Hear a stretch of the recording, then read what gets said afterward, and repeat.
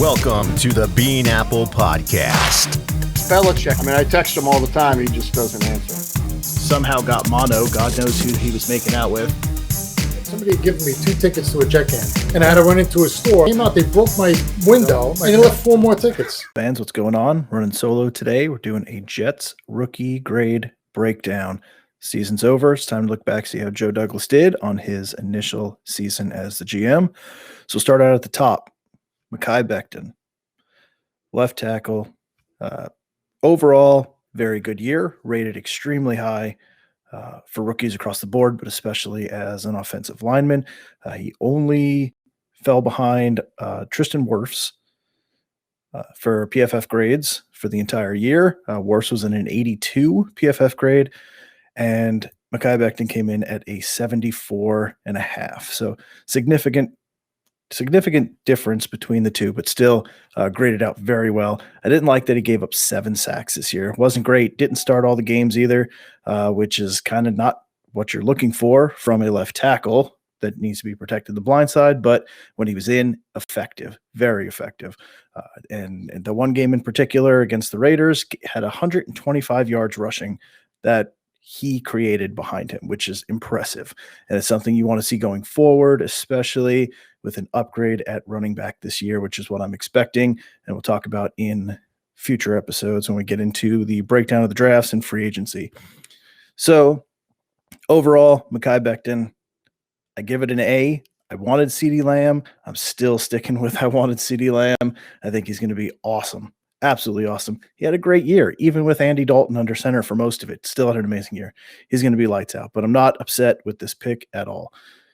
Moving on, second round, we'll look at Denzel Mims slipped down. A lot of people didn't think he was going to be there, but he was. Jets got lucky, very lucky, because there was a run on wide receivers right before that, and luckily he slipped. So he missed the beginning of the year, pulled a hamstring in preseason, and then did it again. No, not in preseason, but training camp, and then popped the other hamstring in training camp. So really got off to a rough start. But he came in 69 grade for PFF, which is pretty good out of 100. So you're looking at a pretty decent grade there. He had 23 receptions on 41 targets, 357 yards for 15.5 yards per reception average. So you got to like what you see. There wasn't a lot of it, though. So that's kind of what it makes you nervous. You're not really sure what you're getting with him. So you could be getting a breakout elite player next year, or he could be just a number 2, nothing too special. So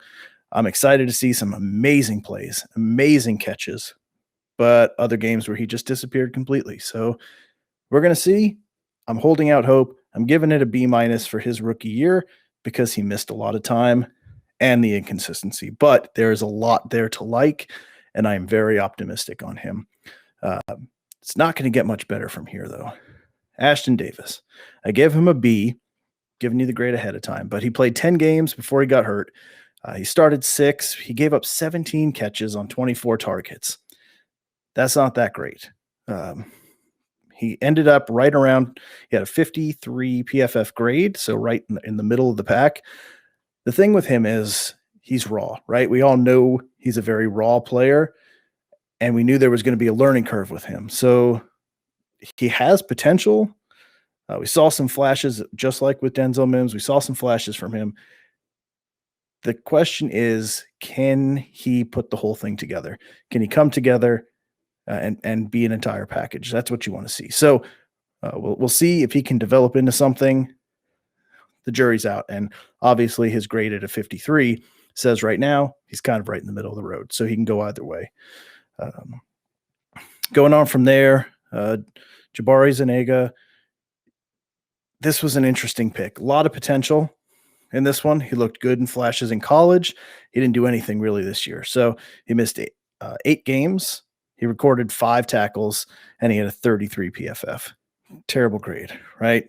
Very, very low production. I mean, yes, he missed 8 games. He started off, so he had a learning curve in the beginning, but only 5 tackles for the entire year. I mean, that's rough. So I still think he's got some potential. I don't think he's ever going to turn into a premier edge rusher or anything along the defensive line, but he's a nice piece. He could develop into a nice plug and play piece, and I'm looking forward to seeing what he can do. This is where I start losing my faith in this draft is with Mckay Beckton. Adam Gase, the great, all-knowing Adam Gase. He praised him a lot, talked about how great he looked in training camp and how explosive he was and his vision. Never gave the guy a chance, right? So I don't want to not give him a chance, but I didn't see a lot that says this is a premier guy. This is going to be our lead back. To me, he is a complimentary back. He is a change of pace type of back. I don't think he's terrible, but I don't think he is your premier running back on this team. So 10 games, 64 carries, 232 yards for 3.6 yards per carry. To put that into perspective, Frank Gore averaged 3.5 yards per carry. So really, I mean, yes, small sample size, but he did not run with it when he was given the opportunity. Ended up with a 58 score. So kind of right in the middle of the road again, just a little bit better. I think we're going to add pieces, but I think he's going to be a nice person to go with what we add in the draft. Mckay Beckton, I give that a D. Did not like it. Could do much better. James Morgan, absolute wasted pick. I mean, you're taking a developmental quarterback in the 4th round when you've got Sam Darnold, a developmental quarterback. Absolute waste pick. Wasn't even good enough to play the last game. Couldn't even dress. That's how little faith Adam Gase had in this guy. Didn't even dress him for a game. So absolute wasted pick. I give it an F-. It's as low as you could possibly go. Cameron Clark, 0 snaps. He was hurt. Didn't get a chance to get on the field. But still, at that level of a pick, that high of a pick, I give that an F as well. Not impressed with that one, but he didn't get an F-. So there's still hope that he can come back. All right, so now we'll break it down a little bit further. This is where I kind of like it, kind of pulled some pieces back again. I feel like we missed a lot in the middle of the draft there, but at the end, we got some value. Bryce Hall, I gave him a C+.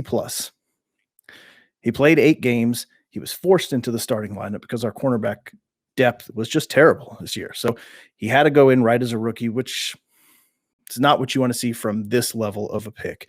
But he had 34 tackles, 3 passes defended. He had an interception. He had a 60 grade versus the rest of the quarterback field. So pretty good for a guy that's being picked later on in the draft and was forced onto a really bad defense on a bad team and put, one-on-one a lot. So I gave him a C+. I thought for what he had and what he was given, he did very well. Next, Brandon Mann. I gave him a B for this year. 43.9 average yards, which is pretty good. He had 4 solo tackles, which is what you want to see. And we knew this when he was drafted. He likes contact. He initiates contact. He looks for contact. He's not sitting back, letting that touchdown go by. He's going after the guy. And 4 tackles, that's what you want to see. You want to see he's got the leg, and he's going to go, and he's going to stop that ball. So I like it. I'm excited to see, and I think it's a good piece that's going to be with this team for quite a while. He did also have 19 out of 82 punts that were inside the 20-yard line. So pretty good average there of pushing the ball and pinning the teams deeper in their own territory, which is what you want, especially on this team last year. Didn't help out too much, but still it's potential and what you want to see in development. So, all right, then we get on to Javelin Guidry. 85 I gave him, so a B. So this is the undrafted area, right? I think we hit on these 3. They're nice key pieces. I don't know if anybody's ever going to elevate into elite, but I do think everyone will contribute to this team and they will be valuable pieces. So I said 73 PFF for an undrafted rookie. Very impressive. 14 games.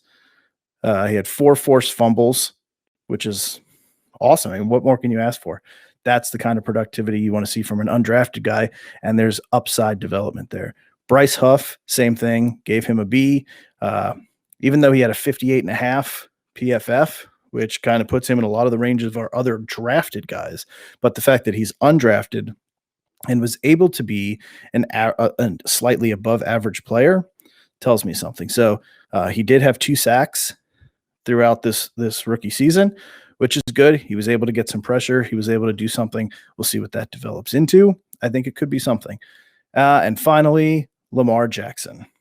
I gave him a C. Unfortunately, he didn't play up to his counterpart Lamar Jackson's style and talent level, but we didn't expect it, right? So he was right down the middle, 50 PFF, 13 games, 26 receptions given up on 39 targets. So, a little better than 50-50 there. So it's not bad. He's shown some flashes as well. So the undrafted class, to me, hit better than rounds 4 and 5 put together. So the middle of the draft, I think, was a complete bust where we could have added some really nice pieces. We missed. The end of the draft and the undrafted guys, I think we did a very good job of adding key pieces to this team. And the top of the draft, a lot of potential. Beckton's got to work on staying healthy, and he's got to cut those 7 sacks down. He's going to give up a couple, but 7 is too much. So he's going to get better. His hands are going to get better. His footwork's going to get better. Denzel Mims is going to get a full-time shot this year, hopefully healthy with a new quarterback. I think he's going to be a very good wide receiver in this league. Ashton Davis and Zanega, I am very optimistic on, but I also have reservations on if they can develop their skills into a top level, so like a 70, 75 and up grade in this league. There's potential they can do that, but they've got some work to do. We'll see what they develop into. So overall, the Jets 2020 rookie class, Joe Douglas's first rookie class, I gave it a C across the board. Average grade of a C. I think he did good. He didn't do great. He didn't do terrible. He hit some, he missed some, and he kind of rounded it out at the end. So let me know what you guys think. Let me know if I missed anything, if you guys agree, if you think that there is more potential in this team than I do, and always subscribe and leave your comments on what you thought. Thanks, guys. We'll see you later.